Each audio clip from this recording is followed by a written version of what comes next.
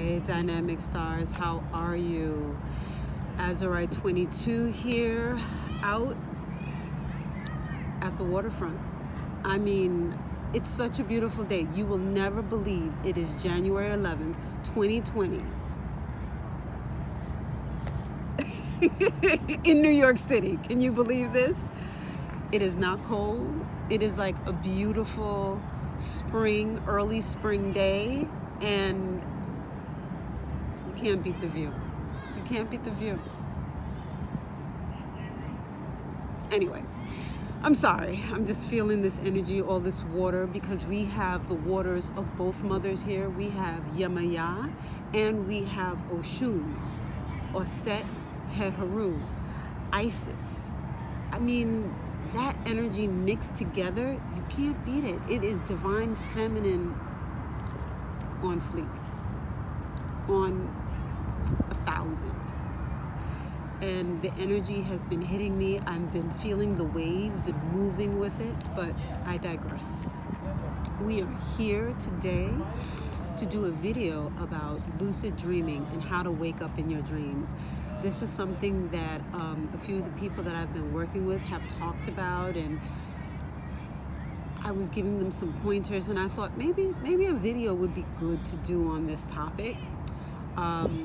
But before I dive into that, I just wanted to let you know that today is also the channel's anniversary.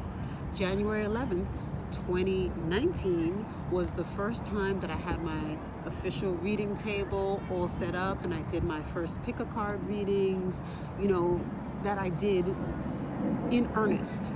Yes, I did a couple of videos in 2018, but January 11th, 2019, that is when I said, I'm doing this. So this is my anniversary day, and that's why I chose this beautiful, beautiful environment, and Spirit, God, chose the beautiful weather. Before we get started, I'm going to spritz my lavender spritz. This is my personal version that I use. It is to keep me cool, calm, to ground me, to relax me. And I've been sharing it with some friends, and they like it. It's the bottle I have it in. But if you're interested, let me know. It's all lavender essence, lavender flowers, cooling energies, colognes and oils that bring peace and calmness. And sometimes you need that, especially in New York, right? All right, getting back to lucid dreaming. First and foremost, what is that? How do you wake up in your dreams? Is it the same thing? Some people say yes, some people say no. For me, the big title, lucid dreaming, that is a lot of people going intentionally into their dreams and having these cool dreams and flying in their dreams and stuff like that. Yes, absolutely can do that. Visit other realms, visit other people. You can do a lot with lucid dreaming. For me, the aspect of that I'm concerned with, that I focus on a lot, is waking up in your dreams. So yes, the distinction for me is spiritually trying to evolve yourself and control the dreams that you're having, and also to connect with ancestors, spirit guides. That's more where I'm going with this, because there's so many places to go with it. It's sort of like you go into an amusement park. Where you're going to go to the fun rides, to the roller coasters, you get to choose. In this video, I'm focusing on spiritual development, spiritual communication with angelic beings, spiritual beings. As I was saying, the way I'm going at it is, or the direction that I'm focused on, is spiritual development, communication with angelic beings, spiritual beings.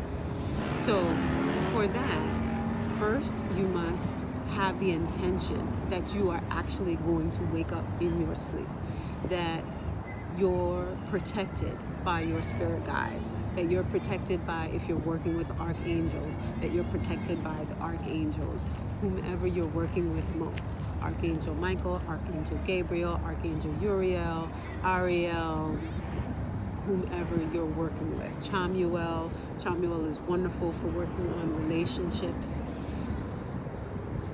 Whoever you're working with, you ask them to, before you fall asleep, that they stay with you, that they protect you, they protect your front, they protect your back, they protect your sides while you are sleeping, and when you wake up in your dreams, that they will be there watching over you to protect you and keep you in a sacred bubble, a sacred space that no negativity, no evil entities can breach. So this way, in your dream state, you are protected, you are comfortable, you are safe. Go to bed with that intention. Visualize them being with you, and then go to sleep. Now, there may be times when you're going to go into sleep and you're going to forget. It takes time because it's like building a muscle. It doesn't happen overnight.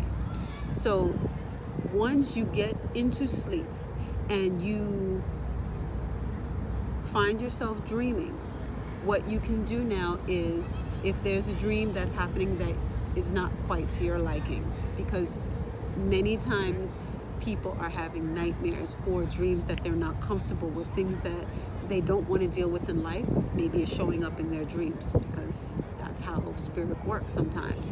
You don't want to deal with it in the 3D world, so we're going to bring it in your dream so you can start dealing with it there. So when you have that dream and you've been doing this intention, now you can actually consciously stop what's happening. Because what if there's something happening in the dream that you know you don't want to do, but in real life, in 3D life, you're hesitant to say something. In the dream now, you can speak up. And because you have this intention that you're going to wake up in your dreams and that your spirit guide is protecting you, you have no fear that you'll be able to accomplish and speak and do what you need to do in this dream. Other ways to make sure or to find out if you are in a dream state as opposed to a real state, and I guess you can do this as you see fit, if it applies to you, if you're comfortable with it.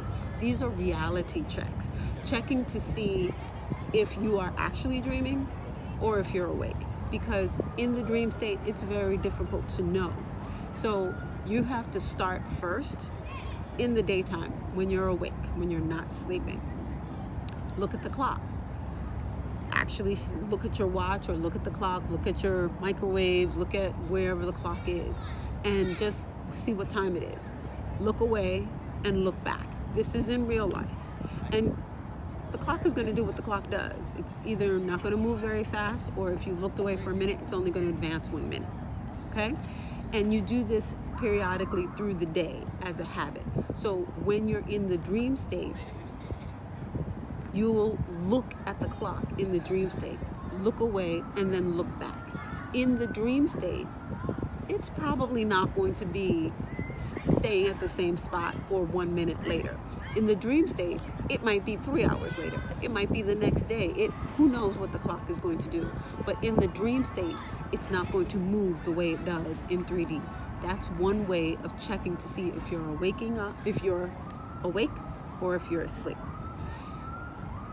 Another way to do your reality checks to see whether you're awake or not is to go and maybe pinch yourself, look at your shoes, look at your hand. You may look at your hands, they may look different. You can also add to it of seeing an eye in your hand. In reality, are we going to see an eye in our hand? No. But in the dream state, if you try and imagine seeing an eye in your hand, you're going to see an eye in your hand because it's the dream state. So find things that won't happen in reality and look at your hand and say, is there a third eye in my hand? No.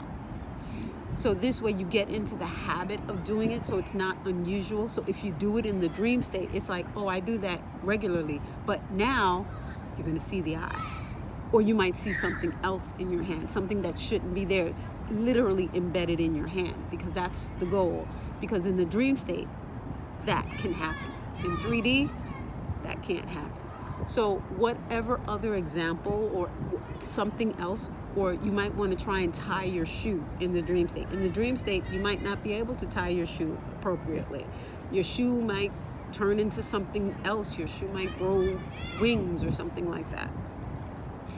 The basic things are what you try and do in your 3D waking life, and then you try and do in your dreams, so that you can differentiate between what is dreaming and what is awake.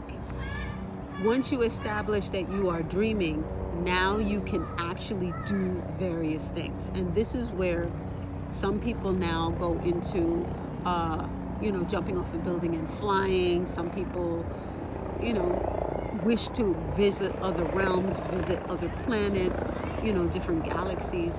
That is what those heavy-duty reality checks are for, because in reality, of course, you're not going to jump off a building and go fly, but in your dream, you can. And you can do so many other things. You can go back to a past experience that you had and relive that experience, even if the person that you had that experience with is no longer here. You can revisit and speak to them and see them again. That's what some of the more, cooler aspects of lucid dreaming are, because in this mode of spiritual development and evolution and taking yourself to the next level, you are seeking ways of bringing back information that you may have lost to your conscious mind, but not to your subconscious mind. And you can do that when you're dreaming. And waking up in your dreams is key for that. So what if you're having a nightmare? What if you're having a dream, again, that's not comfortable to you? I mean, if you're a woman, you might have a dream of being physically molested in some way. Something eminently horrible is about to happen. You can stop that in your dream. Once you wake up in your dream, you literally can raise up, create a wall of fire around yourself to shield yourself and stop any attacker coming to you. If people, things, entities are trying to invade your dream space, invade your physical body, you can also protect yourself. You can pull out an Uzi, you can pull out a machete, you can pull out whatever weapon, you can turn yourself into a transformer. You can do whatever you want to protect yourself on that plane and destroy them. That is what waking up in your dreams can do, because once you destroy them on that astral plane, you've effectively protected yourself, and they do not disturb you in that way again. They may try to test to see if, maybe that was that one time, let me try again. They might stop and then come back maybe a couple of weeks later to see, maybe no. You stay awake, you stay vigilant. And another method of trying to wake up in your dreams takes practice, first of all, to do this. But another way is to start with a meditation. And again, the intention is, I am going to wake up in my dreams. I am going to be able to move around to different locations. I'm going to be able to communicate with ancestors and spirits. Again, my spirit guide is with me, protecting me and guiding me. My principal spirit is there protecting and guiding me all throughout this dream, and I will be safe. I am safe. God protects me. The light of God is in my ancestors, and they have only my best interests at heart. These are all of the things that you say, that you intend in your meditation, so that when you go to sleep, your intention is to wake up in your sleep.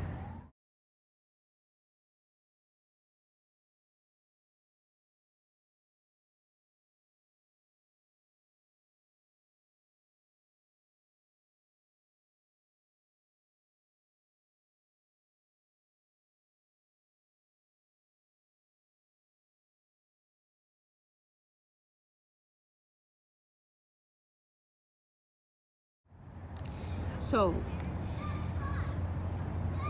try and meditate and not fall asleep. and this is the tricky part. With that intention setting, just do some deep breathing and intend to stay awake. So think of a line. Awake, sleep.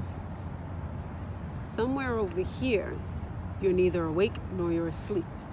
That's lucid dreaming. That is waking up in your dreams. So you want to be able to get to that point, not sleep, not awake, someplace over here, and stay there.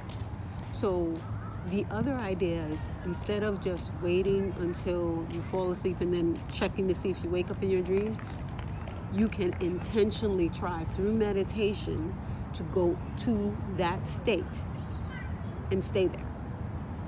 There are videos that give you that wavelength. I believe it's the gamma wavelength.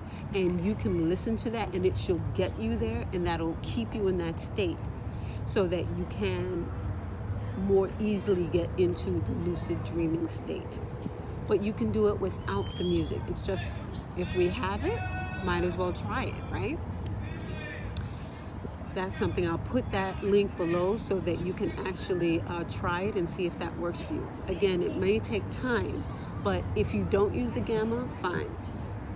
With just regular music, listening to something calming, ocean waves, rain falling, you can train yourself to stay in that state. So once you get there, now you can do what you want to do. You can revisit a dream that you had even years ago and get more details, because now you're awake, you can look around, whereas before you were only looking at it from that dreaming perspective. With you being awake, you can turn around 360, go into other rooms and see things that you couldn't see before. So the two methods are going in with an intention before bed and just going to sleep regularly and doing reality checks to see if you wake up in your dreams. The second method is using a meditative process with your intentions. You can write out the intentions and read them to yourself several times. Stare at a flame and listen to some calming music and get yourself into that state in between sleep and wakefulness, so that you are actually consciously going into that state and going from a wakeful state into that lucid dreaming state. Those are the two methods that I have used successfully, and I haven't done lucid dreaming in a while. It's not something that I wanted to do. It was just like there were other things that I was working on. But for me, I am always awake in my dreams. Whenever there's a dream that is happening, I'm watching it and I'm aware that I am watching it. And if something is happening in that dream that I don't like, I'm up. And I'm like, yeah, no, that's not happening. And literally it's like, yeah, no, that's not happening. And I wake myself up.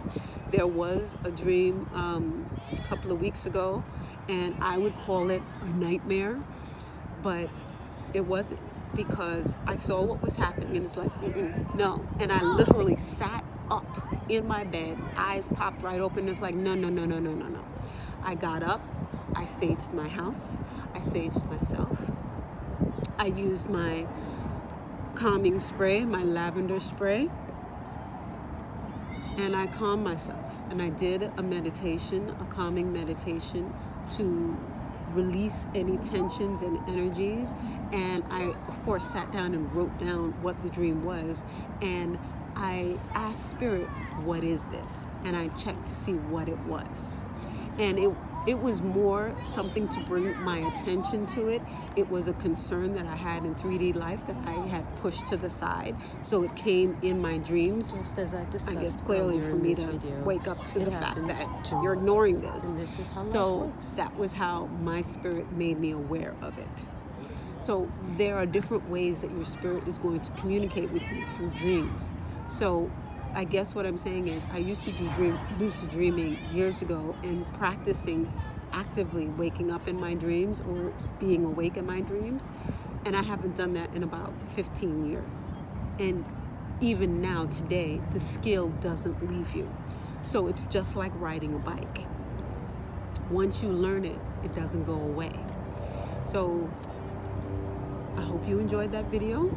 Short and sweet. If you have any questions, please leave some comments below. Let me know. And I always answer everybody back. It may take me a couple of days, but I always answer. I always read your comments. And thank you so much for all of the likes, all of the shares. I mean, the love, the comments. I mean, it's been a year. Thank you, everyone. And please visit my website, www.azurite22.com. I'm going to be putting up a new blog post about my Baba Luaye oils. I did not bring it out here, but I'll put it at the end of this video so that you can see what it is. It's a healing oil to help you to align yourself with the energy of Baba Luaye and bring in healing and blessings from this wonderful, wonderful Orisha. He is the Orisha, many will say, of diseases, illness, smallpox, but he also heals them. He is the great, great healer. And in addition to that, he is also an Orisha that was, first he was human, and then, he had foibles, just like all humans. Some stories says he was a womanizer. Some stories say, he had a lot of hubris. And he was a little vindictive. He was, limp, lame. He tripped. The other Orisha laughed at him, and he went to give him smallpox. And Obatala stopped him. And at that point, he was outcast. This is not a person that, probably were like, oh, God, what the hell? No. While he was outcast, his friends were dogs. The only friends he had were dogs. They were his companions. And he wore a burlap sack because, his body was covered with all of these unsightly things. In time, he became this benevolent, wonderful person because he learned from his mistakes and he saw how things should be, how he could be. And he was allowed to enter heaven, upon his death. So he had to live his entire rest of his human life in that way. But afterwards, he became a great defender of those who are not the way they should be, that need help, that have been ostracized, and he helps them. So this healing oil is not just to heal your body and skin issues. It's to heal your mind, your thoughts, the energies. It's to help you to change and remove obstacles that are causing you problems with others. Because think about it, he was outcast. Why? Because of things within his own person, his own spirit. And you can use this oil to ask Baba Luaye to help you to clear and cleanse yourself and remove the things that have been holding you back. Because for me, in my experience with him, I've been working with Baba Luaye for well over 20 years. For me, he is also about structure and foundation, bringing in what is germane to you in your life, in your purpose. For me, he is about life purpose. He is about what is it you're supposed to do. Because once you do what you're supposed to do, the rest will fall in line. All of this is encompassed for me, for Baba Luaye. So when I created this oil, that was the intentions that I set in it, for the truth of the inner person to come out and heal them and their lives and their emotional selves so that they can be the complete person that they are supposed to be. That is the intention that I set for this oil. Because for me, Baba Luaye, he's a blessing. He gives you what you need. He doesn't coddle you. He doesn't go, oh, my sweet baby child. No. He might give you a stern look, nod his head, and, just step over to the side and watch you. And then when you kind of get it, because, there's a little distance and he's allowing you to do what you do, and you go, wait, maybe I need to change up a little bit, and you start doing the things that you do, he comes a little closer, and then he gives you this look, this, pleased look, like a father who is proud of their child.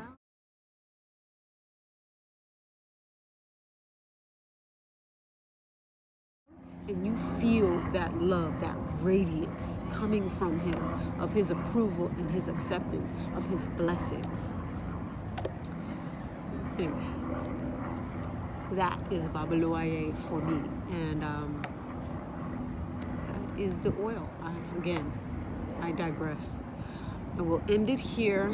And again, I thank you so much for being a part of this Azurite 22 family for this last year.